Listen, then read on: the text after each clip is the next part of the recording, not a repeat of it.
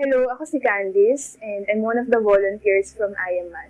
Nag-start ako sa MAD noong 2015. Then after that, nag-volunteer na rin ako sa ibang roles like yung pag-create ng pubmats, poster, and even yung mga documentation ng IMAD. Binibigyang importance ko din yung paggagawa ng mga bagay na talagang gusto ko or na-enjoy ko gawin like yung pag-brew ng coffee. And lastly, yung first love ko which is making arts. I'm passionate about advocating for mental health since nasa field nga ako ng psychology. So, natutunan ko talaga yung importance ng pag-maintain ng good mental health, especially now na sobrang daming challenges na dumadating sa buhay natin. No? Ang masasabi ko na greatest struggle or difficulty namin ngayon is yung challenge ng family namin, which is na-diagnose si Mama earlier this year ng breast cancer stage 4. Nung nalaman namin yung news na yon, parang sobrang hirap niya i-process na halos ilang weeks din ako na hindi makapag-focus at makapag-work ng maayos kasi that time, hindi namin alam yung mga susunod na mangyayari.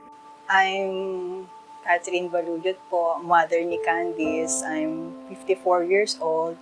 I was diagnosed with stage 4 breast cancer last February. Candice kasi, she's my eldest daughter, no? Goal-oriented, and at the same time, she's a very silent type of person. And as a daughter naman, she's very supportive and concerned, especially with what our family is going through right now. I saw how she took initiative nung nag-struggle nga kami na she do all effort how to raise funds for my medication and treatment. Sa totoo lang, sobrang daming sakit na yung pinagdaanan ni Mommy and lahat yon na pagdaanan niya in God's grace.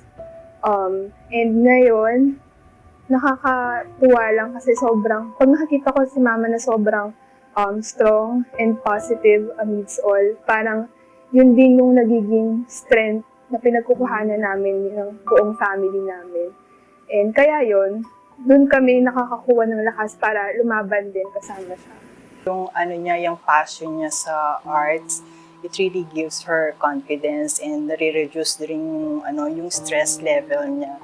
And I can see na happy siya whenever she shares her talent, and nandun din yung parang yung excitement kapag ka nag-give back siya sa community, like sa MAD kapag ka yung sinishare niya yung mga art stuff niya or yung talent niya through doon sa mga designs niya, sa mga layouts niya.